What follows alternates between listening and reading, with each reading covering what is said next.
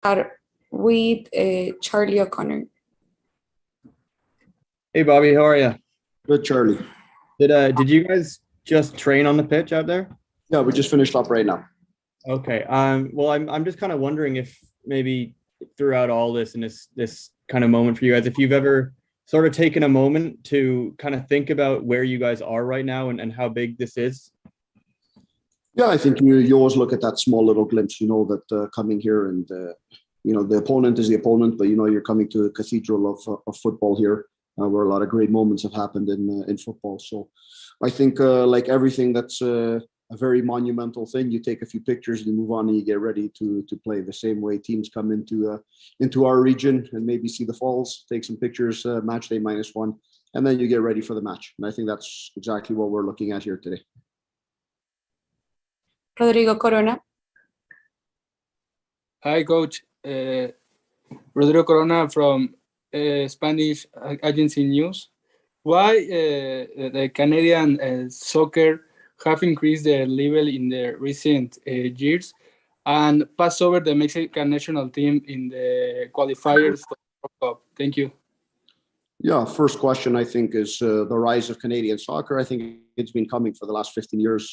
Before my job here at Forge, I was involved in the development of players, and I think Canada is a very rich country in football players. It's a very unique, it's very diverse with players from all types of backgrounds: South American, Central American, European, everywhere in the world. And I think that is just a culmination of everything going well. Sometimes you need a generation of players to come through to play more as a professional player. We're seeing a lot of Canadian players playing in top leagues in Europe. The rise of MLS. And I think that's brought the Canadian team now at this point where they are. But let's also remember your second question. Mexico has been a dominant force in CONCACAF football for years. It's only normal at some point somebody comes along that's going to do it a little bit better. And yeah, as a Canadian, I'm happy that it's Canada today, but I think it creates a more stronger CONCACAF in all competitions, including the national teams, including this competition with Champions League and in CONCACAF league and different things like that in the region. I think it's important to keep the growth of Canadian soccer going, and I think that allows for the growth of CONCACAF as a region as more competition grows. Brandon Q. Hi, Bobby. Thanks for taking the time to do this as always. Just a quick question from me tonight in terms of team selection and availabilities for tomorrow's. Is everyone trained and ready to go, or are there some injuries that you guys are still carrying? Yeah, we're with the same group that we've had from the first game, from the first leg. So all of those players are available to us. A couple of guys I think are a little bit more healthy than they were in that first game. Alessandro, played limited time in that first game, coming back from injuries, and a few other guys that were knocked up a little bit from the preseason that we've been having. But we're happy that the guys that we have right now are fully healthy and ready for this match. Steve Milton. Hey, Bobby. What about the environmental conditions for you? Heat and elevation. What have you noticed so far? You just come off the pitch. What have you noticed with your players? From the weather and the heat, snow heat. It's beautiful weather down here. 25, 26 degrees, cool on the field. Oh, the altitude is the altitude. I think that gives an advantage to every team that plays in it and is used to it. The same way in Hamilton, we have the advantage a little bit of that wind when it swirls some nights or the cold in February.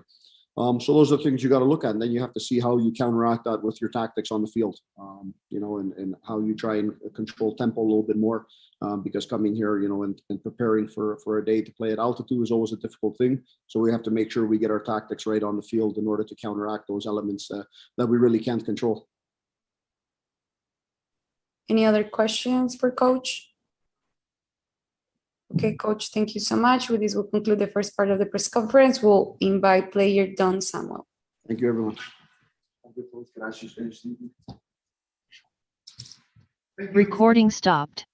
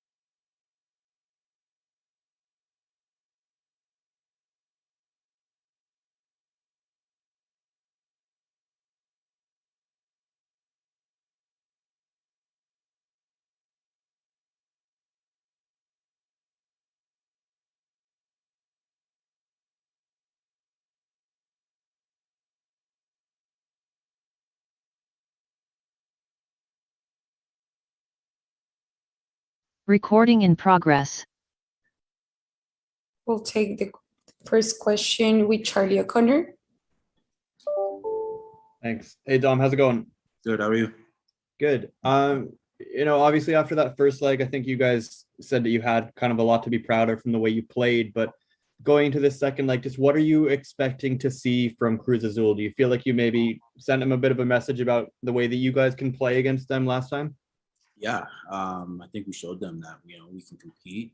Yeah. Like they're a big MX club, but, we can go out there and go toe to toe with them. So I think they have the 1-0 advantage, so they'll manage the game, but we have a game plan. And I think if we stick to it, we'll be okay.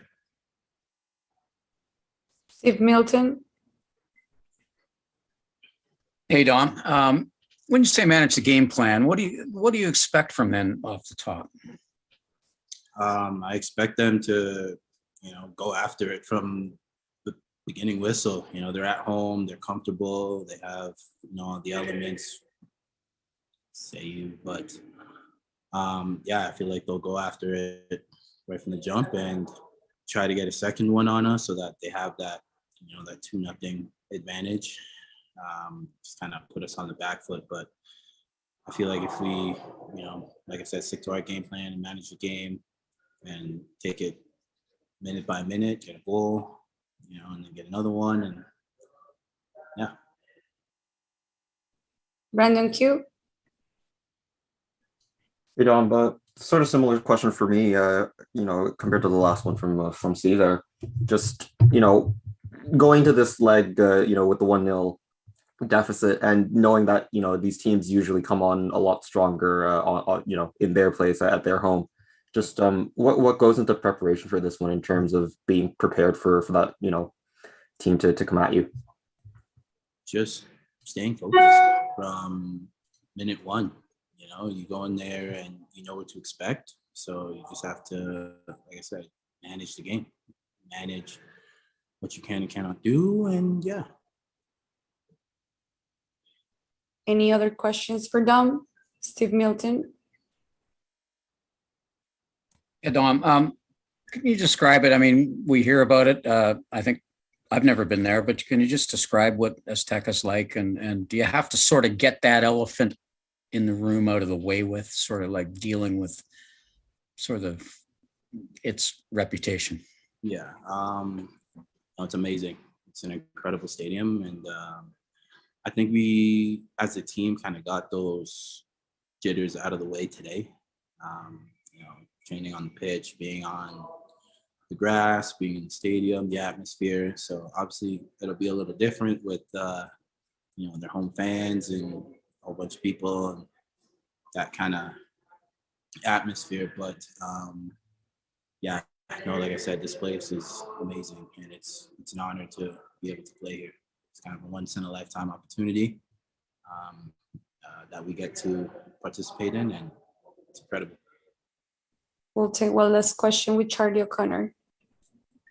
Thanks. Hey, Dom, just similar to kind of where you guys are at the moment, what's it like training and obviously playing at altitude, especially being, a team that maybe isn't at full match fitness at the moment? It's a little tough, but for me, like, you can't let something like that stop us from doing what we need to do. So you just kind of prepare for it off the field, hydrate, and just kind of take deep breaths in and just kind of figure it out as we go along. Dom, thank you so much. And thank you to all media members. This video will be available at the Concacaf Media Center.